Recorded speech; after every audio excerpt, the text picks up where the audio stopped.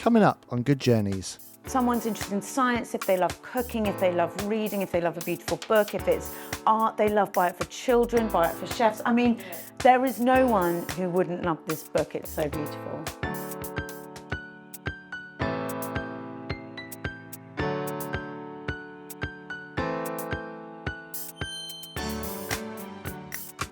Welcome to Good Journeys with Ben Veal, a place to reflect back on the lessons learned from the trails travelled by some truly incredible people. Welcome to a very special episode of Good Journeys today.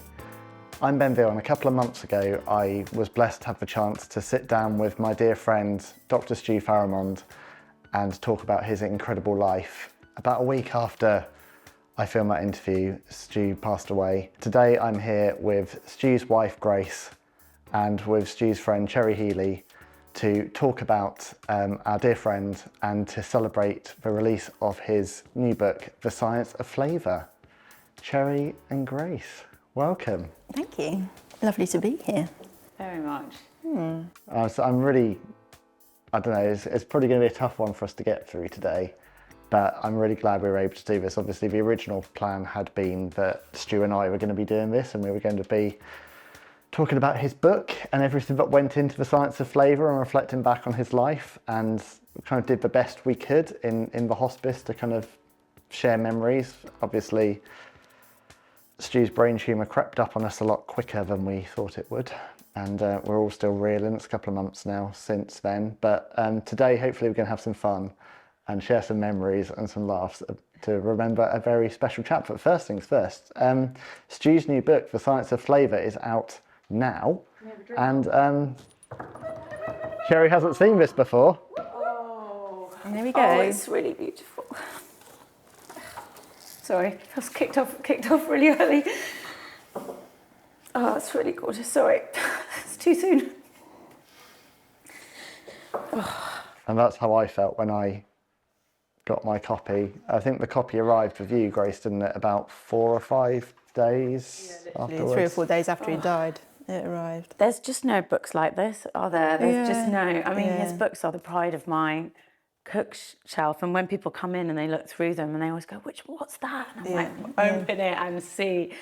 It's like no other book. I feel like these will be a treasure to keep forever. Yeah. Throughout history. I think they should have one in every school. I mean, I will read every page of this. Oh, I don't read any of his. You're so funny. Literally. I've only just started reading them since he died. Look at that. Yeah, I know. But I lived with this, though. I ate, read, slept, thought. It was at the dinner table, and he'd go, so I was doing mushrooms today. And then you just have to go through the rigmarole of listening to him talk about mushrooms. You must know so much through osmosis. No. I bet you do. I'm going to test you. I'm not going to test you. No. But it's also beautiful. And that was what's so remarkable about Stu, is that he had this really unusual, unique set of skills. He communicated science like no one I've ever known. Yeah. His range of knowledge was extraordinary. He had a filing cabinet of a brain. And he was really so did. artistic. So look at that. It's just a corn on the cob, but it's done so beautifully. Yeah. It's fascinating to grown-ups. Yeah. It's visually beautiful to people who learn like that. Yeah. It's like he communicated on every single person's level. Yeah. Visually, in terms of charisma and excitement and just raw scientific knowledge. It was funny watching him go from being Stu that I knew to the Stu that was on TV, because he suddenly became animated and the hands would go and you're like, that's not Stu, that's someone else. I mean, look at that. Was that mushroom day? Yeah, that was mushroom day. Oh man. Though I could get excited about mushrooms. We grew mushrooms. So at home one time, and that was. As a florist, I suppose this is kind of in your realm a Well, little bit. no, my territory is gardening, and we nearly divorced over that one. So. So I've got to ask you, before we talk more about The Science of Flavour, so Stu brings up the science of gardening. Obviously, you are a florist by trade. You are a Chelsea Flower Show medal winner, no less. Wow. And Stu decides that he's going to write a book about gardening, which is the same as my wife deciding she's going to write a book about wrestling. How does that go down when you hear that that's a book that he's writing? We meted for about, we thought about for probably 2 weeks or so about whether we could write a book together. And then I decided divorce would come quite quickly afterwards. He went off and decided that that's what he wanted to do. But most of the stuff in the book he forgot, I think. So I could take the piss out of him and say, well, what's this flowering? And I'm like, I don't know. It's like you wrote a book about gardening.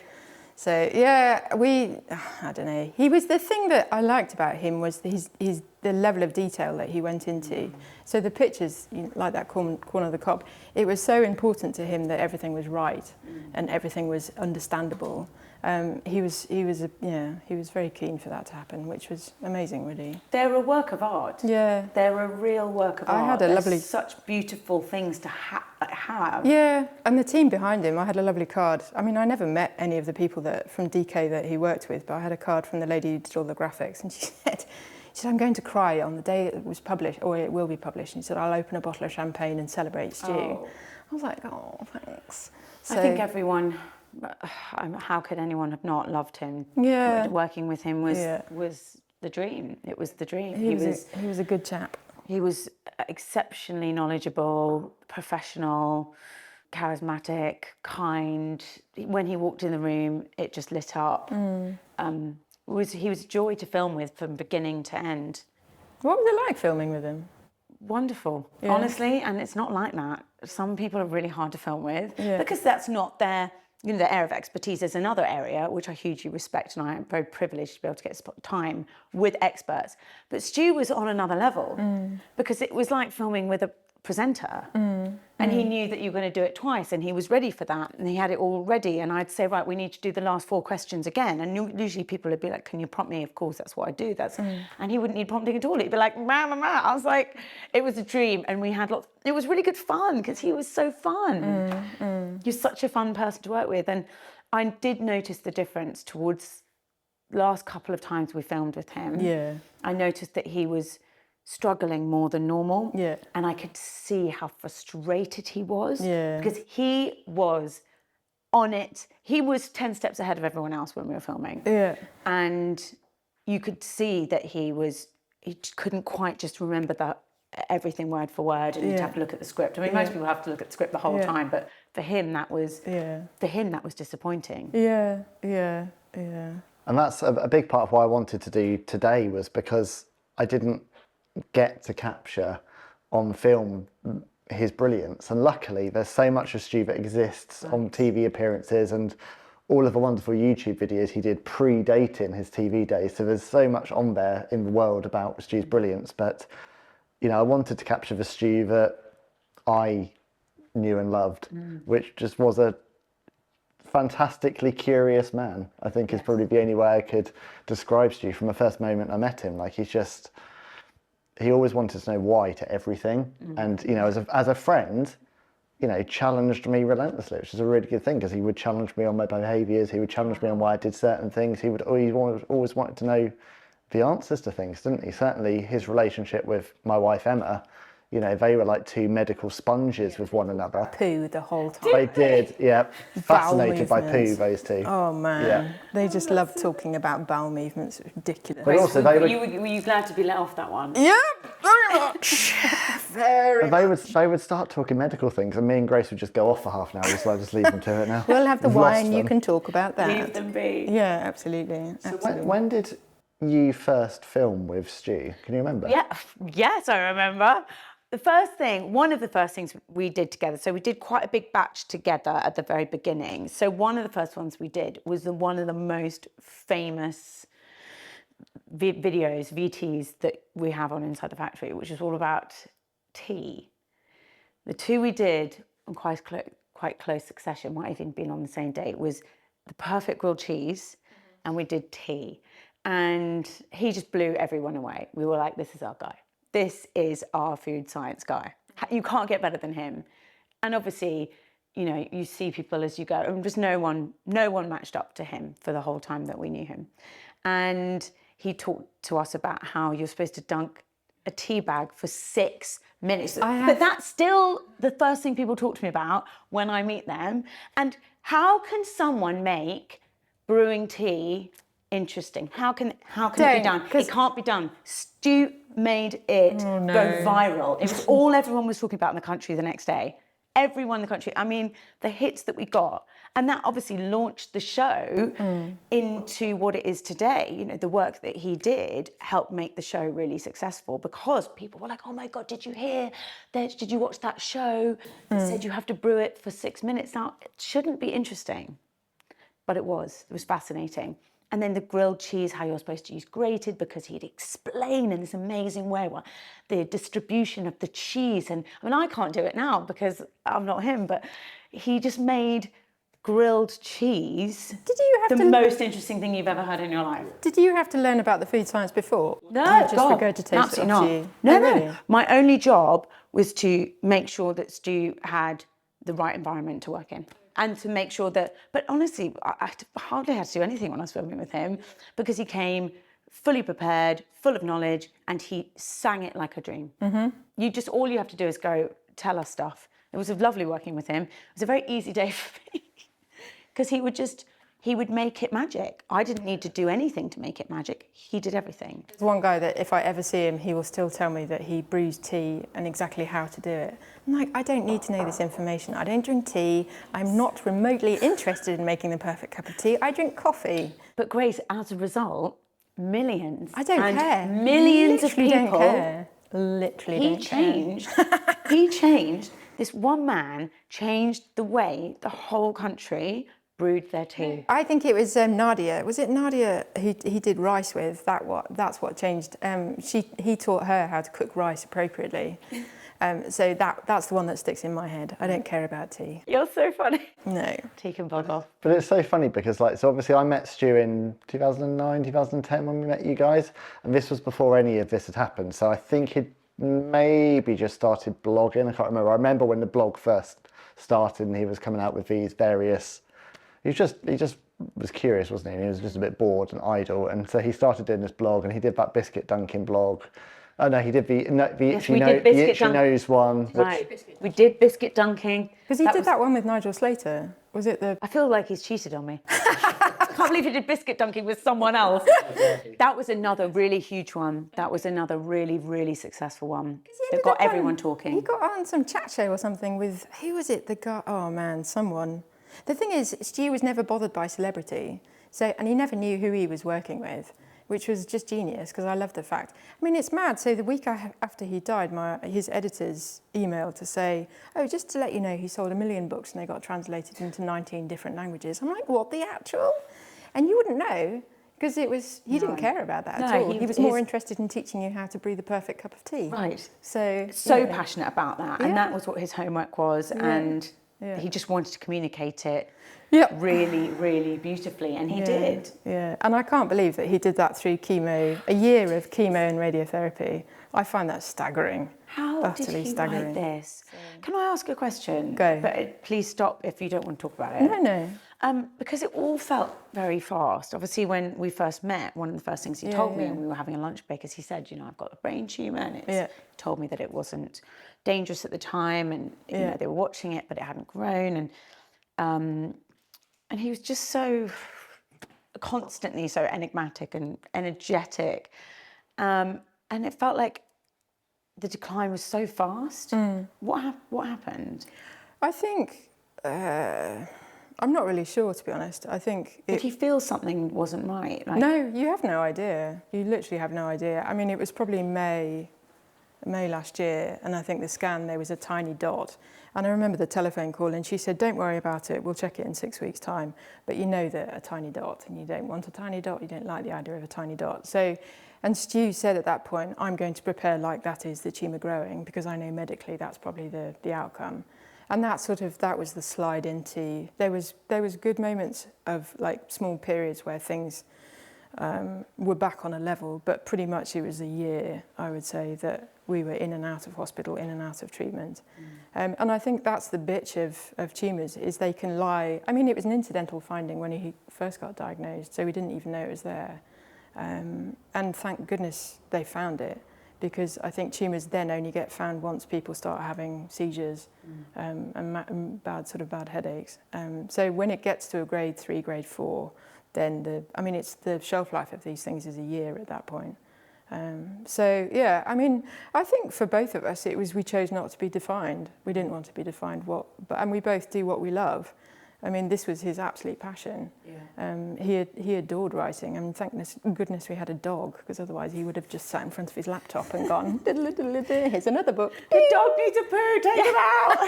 Well, that's why, we didn't have kids, and thank goodness we had a dog. Yeah. So yeah, I think... Were you shocked by how quickly it all happened? Or were you both prepared? I don't know. No, I think the way that we managed was we had to talk about everything. What if? And I think I remember before, I was probably in September time, and they'd said, we reckon you've probably got until Christmas. So I said to him, okay, what do you want the next 6 months to look like if you've got 6 months? So, things I'm grateful for. We went away for Christmas by ourselves and had a lovely time.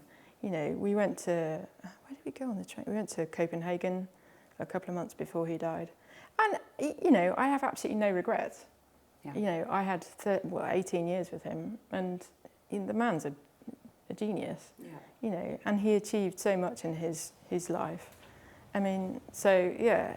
And I think when you live with something for so long, I think I started grieving probably a lot longer before, because I knew the night, I can still remember the night he got diagnosed. And that feeling of I'll be doing his eulogy, I know that that's a reality of this marriage. So.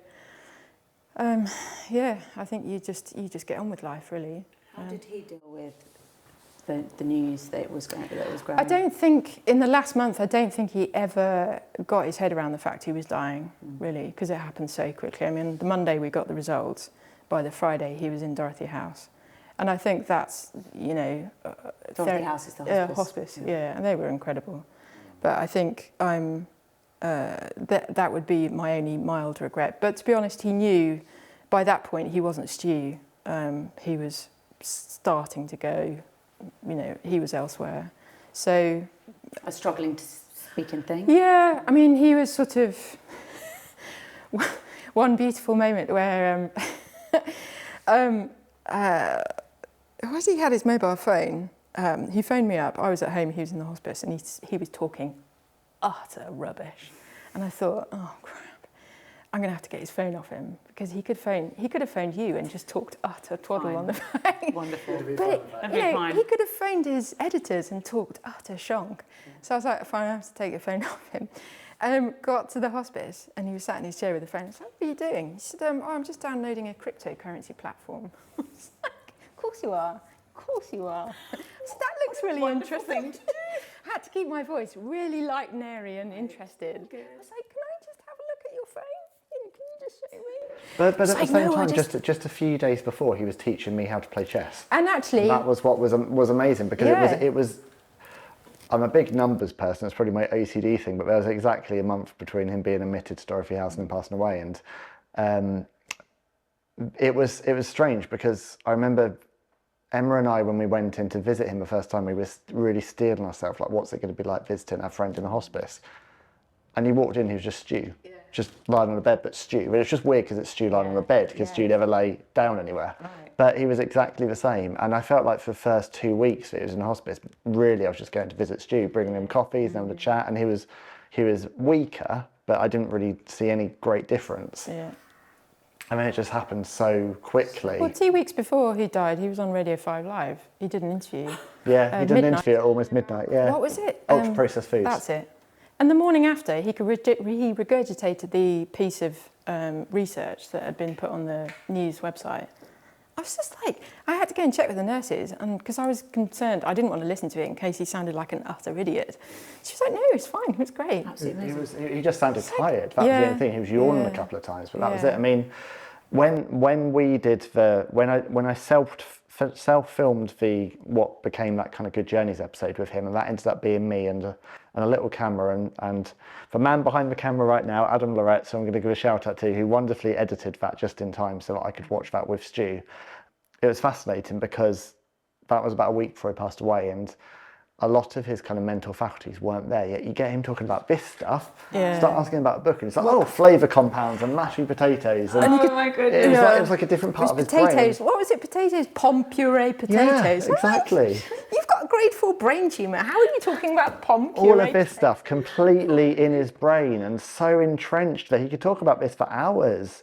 And it's just fascinating how his brain worked, even to that last minute, really. He was still able to talk so confidently about all this stuff. And the other thing that I just find so amazing about Stu, really, is, you know, like, none of this was planned. There was no master plan for him to become a TV presenter, an author, a blogger, all the stuff he did. This was someone who trained as a medical doctor and had a plan to be a doctor, and then receives a terminal cancer diagnosis, which for a lot of people would be the point where you have to really think, well, what's the end game? And he changed his whole life and built this as a complete, I talk a lot about Second Mountains, but he literally built a whole second chapter of his life. Do you think any of that diagnosis was part of the catalyst, part of the energy behind him achieving so much, more than most people achieve in their whole life? I think he because he understood medically what was going on, I think he understood the realities, and he chose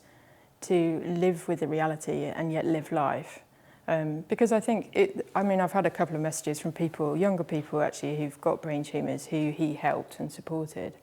And it's fascinating to listen to them, because they say things like, well, the doctor told me to do this, or I'm being told by the doctors to do this. And I think Stu was able to listen to medical information and go, actually, I'm going to go this way. You know, or I choose to do this treatment alongside this treatment, which is not kosher for, you know, whatever. So I think he was able to, because his brain was like a filing cabinet, I think he was able to hold all of these different sort of viewpoints and go, actually, I'm okay with this. It might not be what everyone else does, but I'm going to do it because I can. So yeah, I think, yeah. I think whatever his, I've often wondered that, because of course I from the moment I met Stu, he had a brain tumour, so that was in part of the conversation early on. So I've always wondered, like, what would it have been like if I'd known Stu beforehand? But I suspect no different, because, like, you know, I talked to his parents a lot, like, you know, after he passed away and stuff, and we were working on obituaries and things, and I had no idea he was in, like, youth parliament in Jersey when he was a teenager.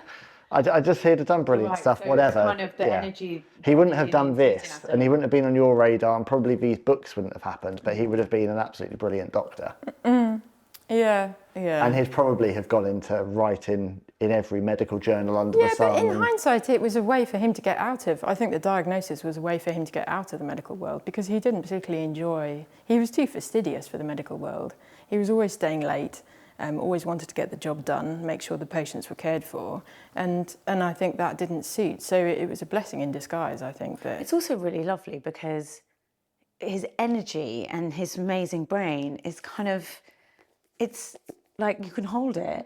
How is that for you, like seeing the books? And I know it's not been very long, so is it weird to... It's weird because I think it was legacy by default, and in a sense. I think the thing that I love about him was that the intention was never to create a series of books that sold 1 million of. You know, that was just a joy alongside. He just wanted to write a really cool book. Yeah, he just loved to work. I mean, he really wanted to tell lots of people some things. But that's so him. Yeah. He just really wanted to, he didn't really care that we were filming, that was all fun. But it was like, but he was really excited to tell you the thing. About Turkey. And he would do it in a way that was so understandable. I think, you know, my child was a bit weird. I was taught at home, so I didn't really have a formal education. There's lots of gaps in my education. And he would tell me stuff in a very non-judgmental fashion that as a 44-year-old woman I should probably know, but I don't. And that, you know, that's part of his charm, I think, was that he was just interested in communication. And was also, I've just listened to, he was on another podcast in January, and I just finished listening to it last night. And I think the thing that was amazing about Stu was that he was, I would call it other-centred.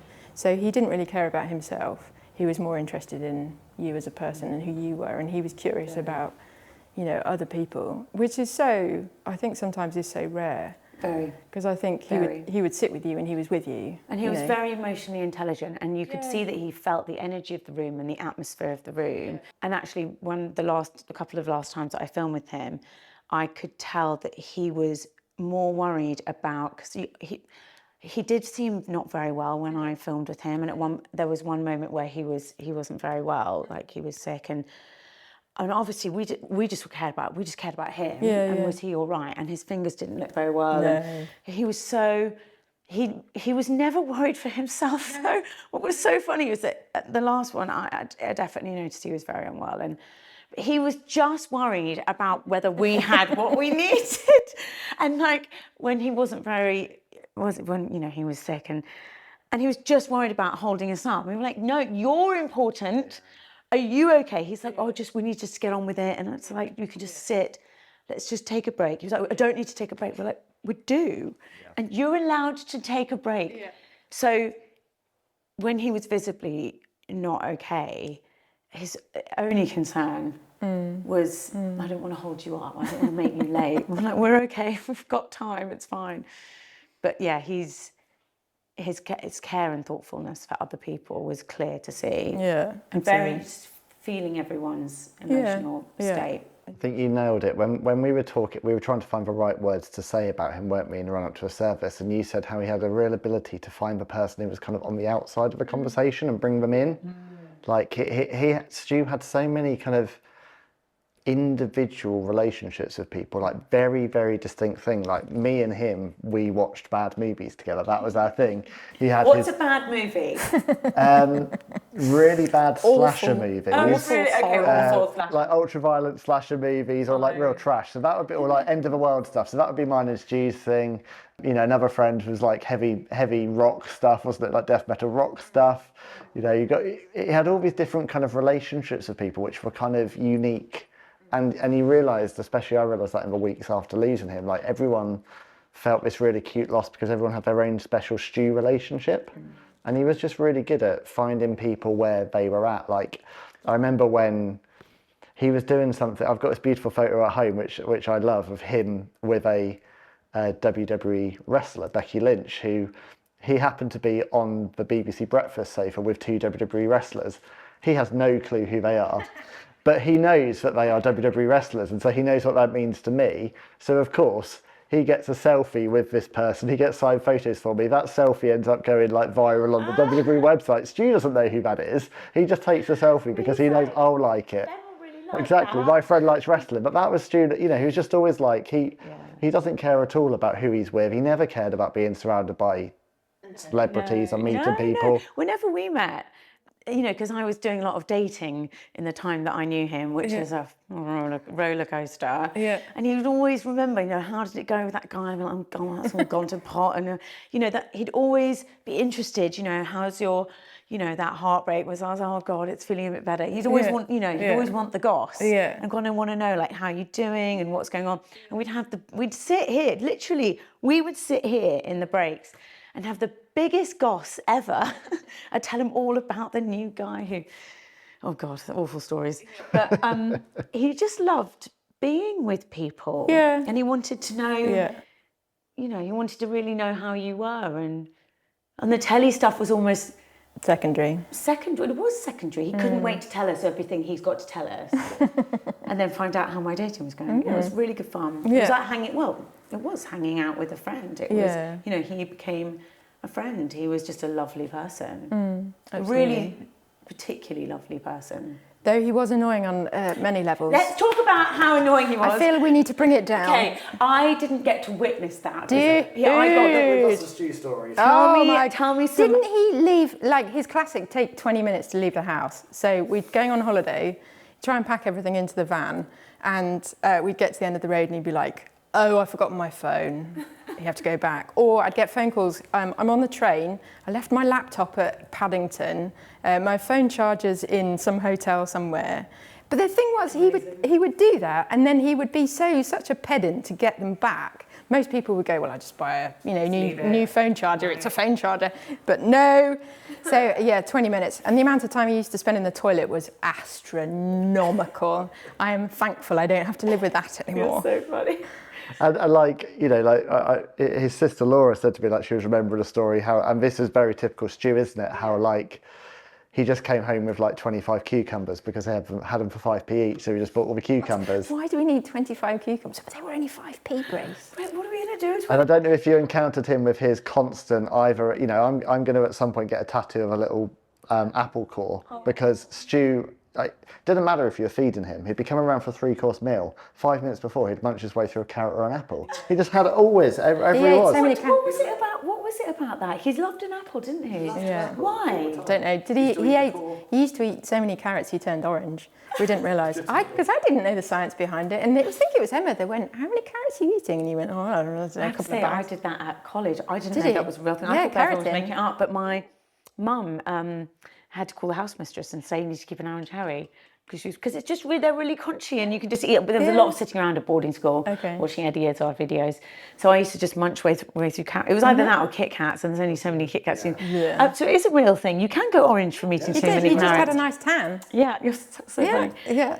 Did he just love the texture of it? I don't know. It was habitual, probably. He Right. just got... Better that than cigarettes or other stuff. I mean, he was always very health conscious. That's the thing, isn't it? Like he was always looking for weight, and I don't know again how much of that was because obviously I didn't know him before the tumour. I don't know how much of it was him being aware that he wanted to make the most of his years he had, or whether that was just him before. He always ate really healthily on sets, and I like to eat really healthy, so it was always really fun filming with him. Yeah, he did have a massive sweet tooth. Oh yeah, totally, but I did.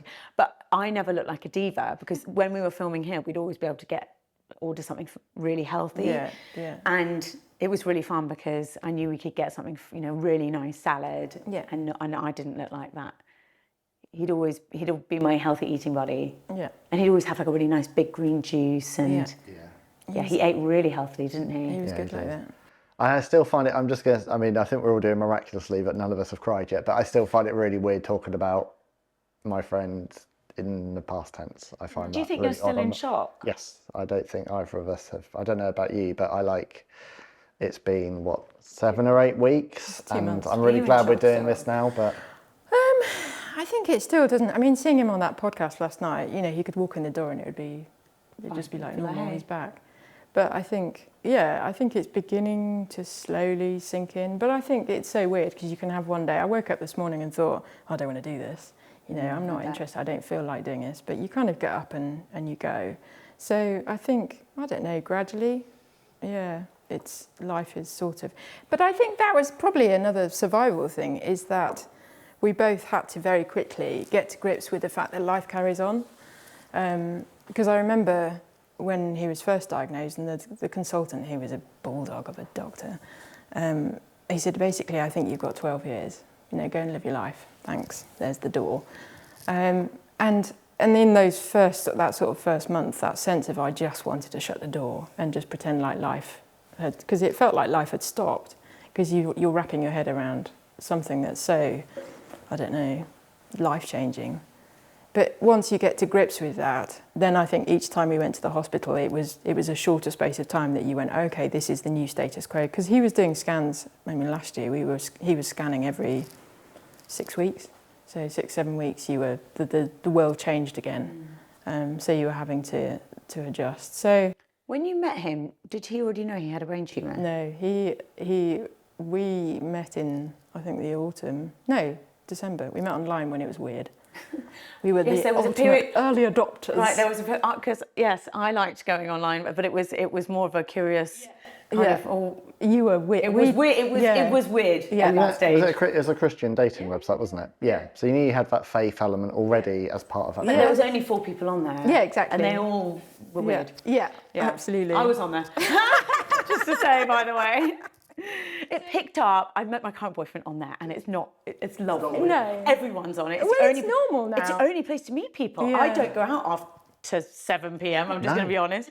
And other people have they're married, or where do you meet someone? Online is great. Exactly. Online is great. But yes, so that's where you met. Yeah. Gosh, you were lucky to meet him there. I know. Because he was so curious. He must have thought, this online dating thing. Very Stu to be so curious. Exactly. Was he there as Dr. Stuart Farrimond on there? Had he got his doctor in big letters? Can't even remember. I'm a doctor. Yeah. No, because he wasn't remotely bothered by that. He was never like that. That was. No. I know we all joked about Dr. Stu, and obviously he was Dr. Stu in my house. So I've always called him Dr. Stu. My kids called him Dr. Stu. We call him Dr. Stu. just Dr. Stu, but he's very good looking. I mean, you know, there's this idea of, you know, in those days, I mean, you know, you two are lucky to find each other on there, because really, it was quite hard to meet someone online as early adopters. Yeah. And I was on there because I was so nosy. I was like, men and shopping, wonderful. You were so lucky to meet each other. Yeah, we were. I think the problem, so I remember phoning one of my sisters-in-law up and going, I've met this guy, he's a doctor, and she starts screaming down the phone going, he's a doctor! Oh, that's hilarious. I didn't give a hoot, you know. So I think he probably liked the fact that I wasn't remotely bothered by the fact he was a doctor. And I think I was more interested in whether he played heavy metal to his patients, because that was more interesting. So yeah, we got together, I think in the January, and then by the autumn we were engaged or something like that. I remember, it's quite quick. When was your MS diagnosis? Was that before the brain tumour diagnosis? He got, it just melts into one. He got diagnosed in the first year of our marriage, and then I think 6 months later I got diagnosed with MS. I didn't know you had MS. I do indeed, yes. Yeah, that was, you develop a black sense of humour quite quickly, I think. And this is the thing, like, so Emma and I had met Stu and Grace maybe 3 or 4 times, had broken bread with them, you know, church and stuff, a good few times before either of them mentioned, oh yeah, by the way, I've got MS and he's got a terminal brain tumour. And that's the thing, they never, without being too cliche, because we've talked about this before, but it was never a central thing for either of you. It's never been part of a relationship. It's always been in the back of my mind that, like, I'm not going to have my friend forever. Yeah. But it didn't really change any aspect of our relationship. And I think I always struggle with people and I never want to be that. I mean, I understand that's a coping mechanism for some people, but I don't want to introduce myself as Grace Farrimond and I've got MS. You know, it's like that's like forefront in your mind. It's a bit awkward at the start, isn't it? Yeah. But I've met people like that, and I understand that's a coping mechanism. But for me, I'm more interested in your garden, the fact you've got tomatoes that haven't died. Right. You know? I'd rather be defined by that. Quite. Absolutely. You'll go up in my estimation because you have tomatoes that are not dead and you haven't watered them. I know. I might have a strawberry. I can see one. I can see one strawberry. You're ahead of me. But I remember, you know, when I got divorced, and obviously it's not the same thing, but it was a traumatic thing at the time. Yeah. And I remember I knew that people changed their mind about me when they found out. Yeah. And, you know, mums at the school stopped inviting me to things. And, one mum used to circumvent, she's such a dick, and I don't care who knows it, you're a dick. And she knows who she is. And, that's so mean, sorry. Didn't realise I was still cross about that. But she was really mean, and it's a really difficult thing to go through, and she was so mean. And she used to purposefully, very obviously, walk around the periphery to avoid me. Yeah. And I thought I was making it up. I was like, she really started to avoid me. Very, very obviously walking, almost like I had a disease or I had a catching disease. And I then went to a house party a couple of years later, and I said to her, I was like, God, I feel like she's, you know, she never invited me to her house ever again. You know, I was never invited to any of their parties ever again. I was completely ignored. And then someone who was really drunk, she went, oh yeah, she hates you and she thinks that you're not one of us anymore because you're divorced. And I went, oh my God, at least I wasn't making it up. So it was all, you don't want to be defined by these things because you don't want people to make a judgment or an assessment. Yeah. No one knows how MS affects you psychologically, physically, in any way. Yeah. You get to tell people that when you're ready. Absolutely. And therapy is the way forward for me. Both of us actually, we both went through, 18 years of therapy on and off, because I think our marriage probably wouldn't have survived had we not had that. And having someone who's outside of you, who's objective, is massively important. Did you have therapy together? Once for about 6 weeks. Look at her facial. But again, I think that's the really interesting thing is, and it goes back to Stu's ability to communicate, is the ability to be able to talk to each other and hear each other. And to be able to, he had one horrible exercise. So you're sitting like this close to each other and you have to say something. And then the other person has to tell you what they've heard you say. I love stuff like that. How did you find that? Fucking awful. That's so funny. Because it was, but then we were able to use that later on. And you, if you really want to piss him off, you just go, so what I heard you say, why I order. But, I think that helped us, definitely. So it's hearing, and I really value that. I mean, I said it in his eulogy, our community, for me in friendship, the friends I want to keep around me are the ones that I can be interested in, curious in, and speak into their lives, and they can do the same with me. Absolutely. That's what I value. And that's what Stu valued. He didn't give a hoot about the fact he'd sold 1 million books. He was more interested in, you know, people as people and what they had going on. The depth of that communication. Yeah. And it's not always easy, I think, to be helped. It's a bit like playing tennis. Everyone can hit a ball across the net, but you have lessons. Yeah. And you can really start to have a really good back and forth. And I think that's the definition of therapy. It's just helping us be better at knowing each other. Yeah. It's not easy for everyone. No, absolutely. Do you think that helped you towards the end, the depth of that communication, and for you to know how to talk to him? Yeah, I think the thing... Or did it never change? No, did that communication stay the same? I think the thing was nothing was off the table.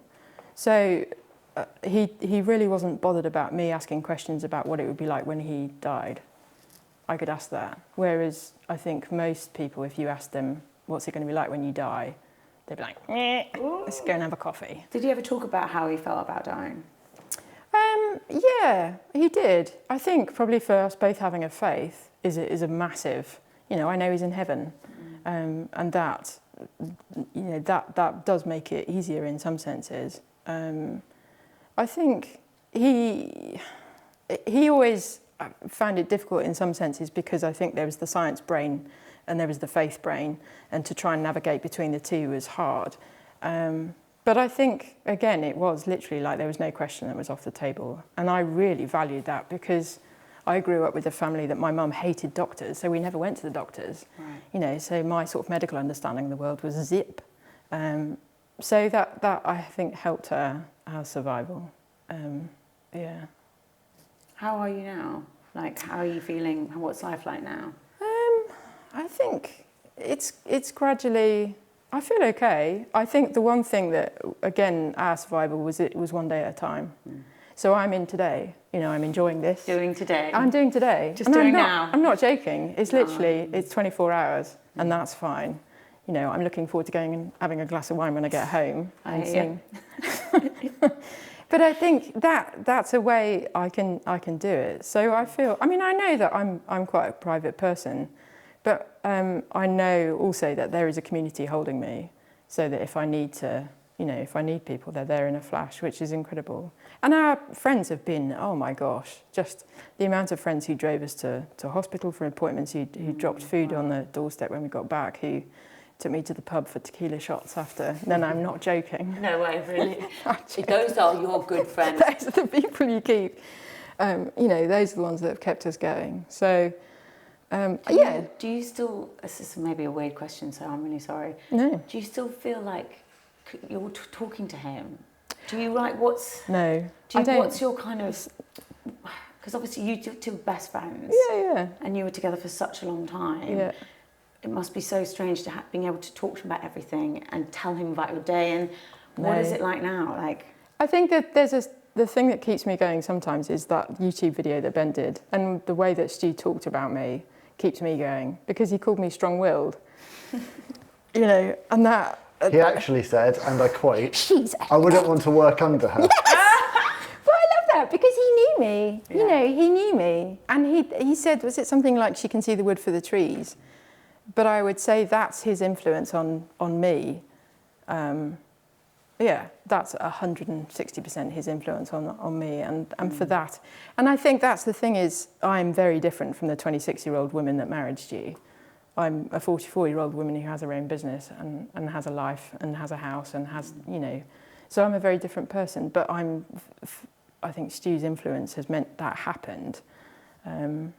He was, I mean, me and him had conversations earlier this year, which was the only time really that he's ever broken down with me. And he was really, really worried about leaving you and things being unfinished and leaving you with lots of stuff to deal with. And I remember saying to him, you don't really need to be worried about Grace because she will crack on. And you have, and you will continue to. And that doesn't mean the feelings aren't there, that doesn't mean you're going to have major wobbles, but you will crack on. because that's your character. Yeah. And but he was, I mean, he didn't feel ready. This was in like January, February. I don't know how much he managed to work through in his mind by May, but certainly the early part of this year, he definitely didn't feel ready to go. But I doubt anyone ever feels ready to go. And I'm sure that knowing he had it coming, I mean, the thing is, it was so quick, like it really caught me by surprise. Like, and I got into a real routine of going to Dorothy House. I really look forward to it. We'd go and pick up his coffee en route, wouldn't we? And we have this amazing rota. Jill, who's a very close friend of Grace's especially, did an incredible job of kind of galvanising everyone into this rota. And then as Stu's health worsened, really carefully curating that rota so that he wasn't overwhelmed, because obviously he was so loved. He was getting so many visitors, but actually he needed downtime as well. So as the weeks went on, it needed less visits. How wonderful to have too many visitors, because so many people want to hang out with you. And and a lot of people get really scared at that. My dad was in hospice, and it was really scary, and for a lot of people it's too hard, and it's just something that people really struggle with. Well, we saw in hospital, so he was treated at Royal Marsden, which was an incredible hospital, but we would go in and sit in the waiting room, and the amount of people you'd see by themselves, who were doing appointments by themselves. Like, who can do He had to have Jill make a rota. Go on, Jill. Oh, mate, getting an MBE for her. Never met Jill. I like Jill. Jill's amazing. I like Jill. Jill is amazing. Yeah, absolutely. But yeah, I mean, I think there's funny. a lot of people that do it by themselves. And I think that's the other thing, I guess. So Stu also worked for a non-profit brain tumour charity. So he did all their tech stuff, the website stuff. So he had access to a lot more research, a much wider spectrum of research, which allowed for him to go, oh, that's interesting. Or, I might try that, which, again, I'm incredibly grateful for. But he did a huge amount of work for that charity, which was incredible, because he gave himself over and above and beyond, what he was able to. But is that a new tattoo? Yep. I'm just noticing. Sunday. I'm just noticing it's flowers and books, right? And then there's a beautiful S at the top. I'm assuming that's not for Susan or Superman. Steph or Superman. Superman. That's for Stu. Yeah. And what's the bird? So Stu's coffin was, we live on a slightly mad road. We know all of our neighbours and we can walk into each other's houses. It's wonderful. And my next door neighbour, Carol, she hand-painted his coffin. So he had a cardboard coffin. And it's, I'll show you later the picture. It's a work of fucking art. And it had birds. So for his birthday, because he went into hospital on the day of his birthday in that last month, and the wrapping paper I'd wrapped his presents in had birds. So Carol very carefully chopped all the birds out, stuck them on the coffin. So Robin on said tattoo. Yeah, I mean, he hated tattoos, so that's why he had to die before I got a tattoo. Is it now? Are you going now? Because I've got an appointment at the tattoo.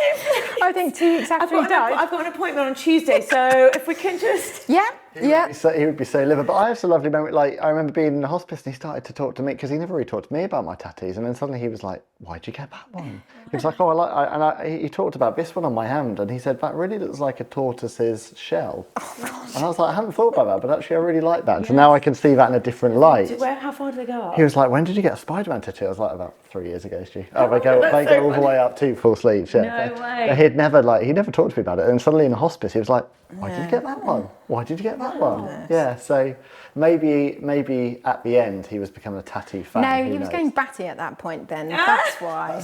That is why. There was nothing to it. It was just sheer madness. Well, I want to go back to something. There's a story in his. Yeah, well, there's a story in this book. Firstly, buy this book.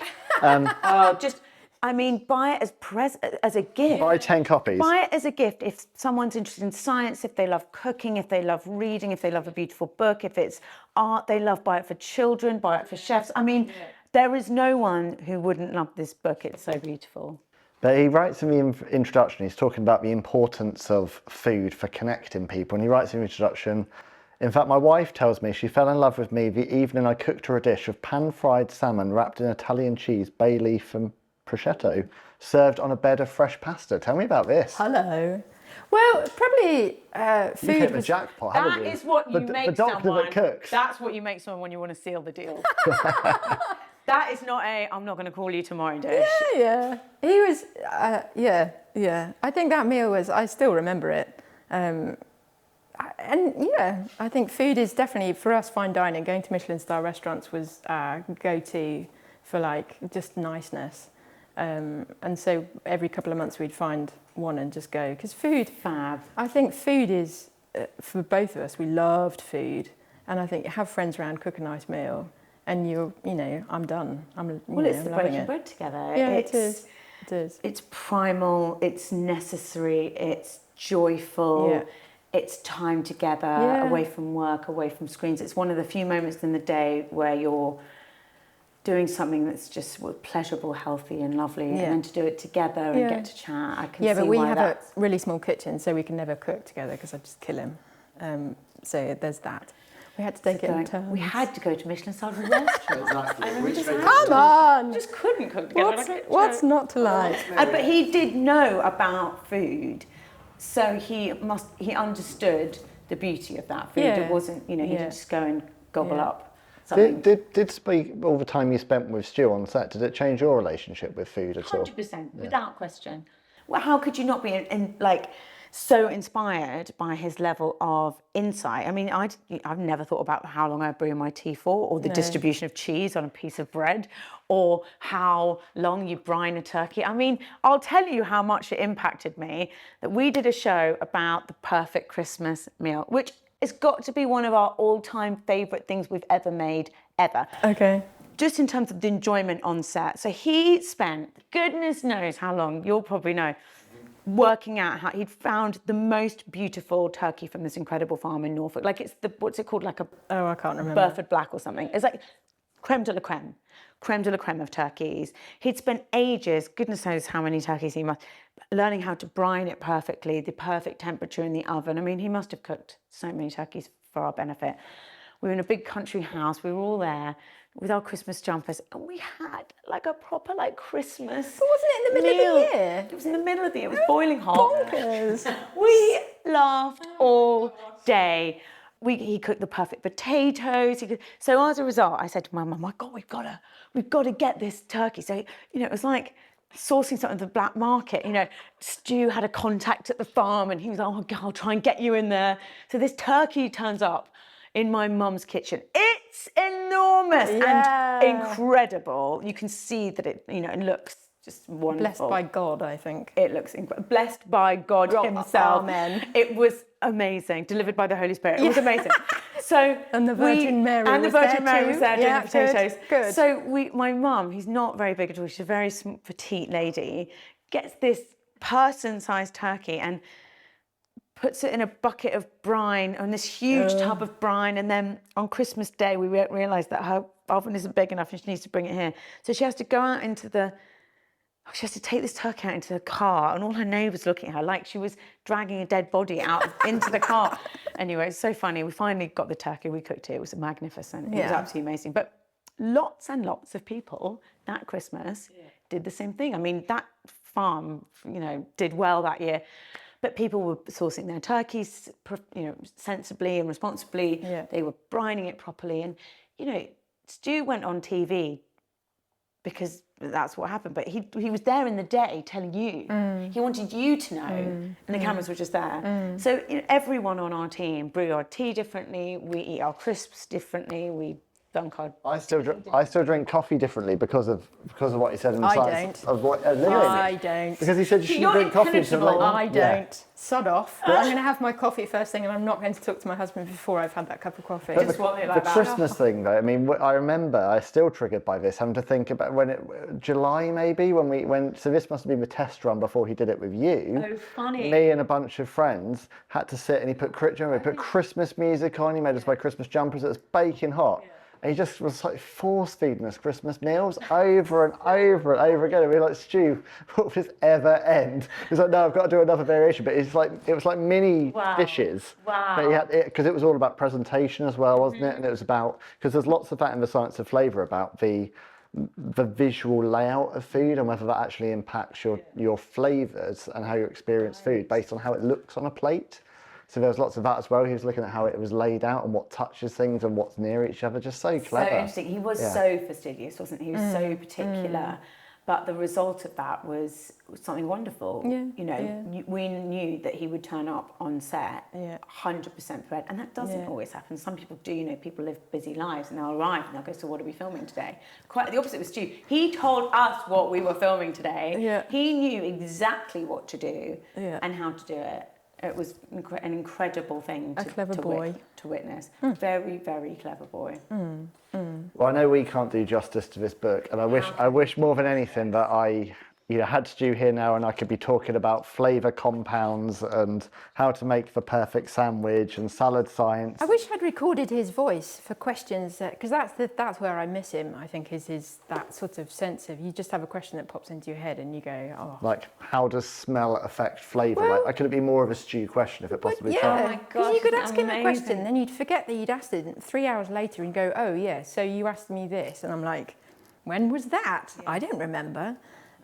We actually filmed last week, and it made me really sad because it's the first time we filmed It's been a something while. that should have been with him. We filmed about how people are trying to reduce the salt content by adding more flavour compounds. Oh, that would have been perfectly Stu. And it was all about beef ragu. And it's funny because I see him sporadically, so I don't think it's been real for me. But last week we filmed without him, and it felt like, it felt really wrong not having him there. It was really hard.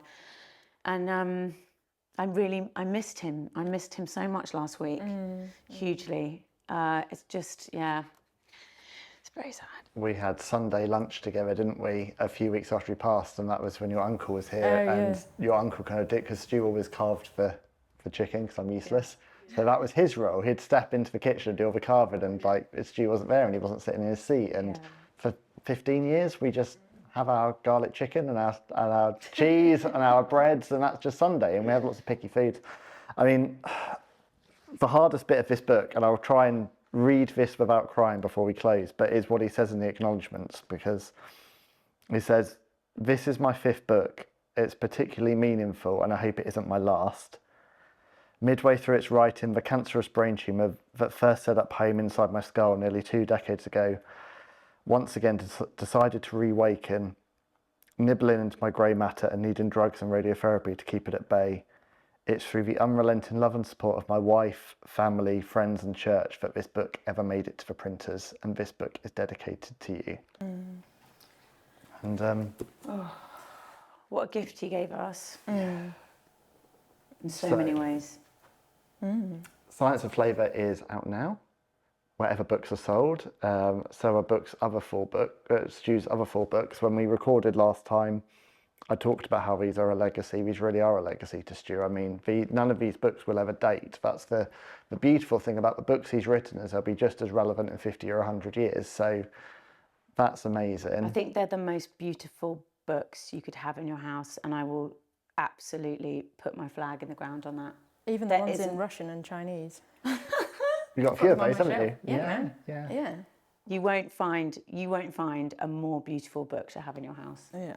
I know he took great pride as well, didn't he, in the fact that people all over the world used to send him pictures on social media of them reading his book in different countries. I think the thing is, he never changed. You'd never ever know, bumping into Stu in the street, that he'd had all this success. He never spent much like me. He never spent more money on clothes. He never really changed his tech. He was still writing all his books on an old battered laptop. I remember when he got a new phone, I was like, wow, Stu, you've got like a new phone. This is really weird. Like, he just didn't, because none of this, as you say, none of this was important to him. The only thing that was important was imparting his wisdom to people. He just wanted people to know cool stuff. Yeah, absolutely. So I'm just really, I wish we weren't doing it like this, but I'm really glad that the 3 of us have managed to do this and share some of the memories and have some of the conversations that I wanted to have with Stu. And I hope that for people that didn't know him, this brings them a little bit closer to him, and for those that did know him, that this has been comforting. Thank you so much for including me in this chat today. It's been really amazing to get to chat to him. Yeah. And I'm glad to unite his actual wife and who he used to call his celebrity wife. So honoured! That's such an honour! Well, we were very lucky. Because he absolutely loved working with you. He was always talking about how much. We all loved working with him. Yeah. We had such fun with him on set. We will miss him. We do miss him very, very much. Absolutely. It's hard to talk about flavour without asking him what the Maillard reaction is. Well, we're continuing to keep his socials as live as much as possible on Instagram. It's strange doing that when someone's passed, but he has got a legacy, so we are trying to keep real Dr. Stu alive on Instagram, especially around this book coming out. And the great thing about Stu is he's got an incredible YouTube channel with loads of videos from all the years before he was broadcasting, and he's got his, so many blogs are still out there in the world, so there's still a lot of Stu to be found and enjoyed. So if you haven't discovered Dr. Stu yet, there is plenty of source material. But that's us for today. This is probably the most special Good Journeys I'll ever record, apart from the one I did with Stu. So thank you for inviting us here today to do this. I'm really glad we got to do it. No, thank you so much.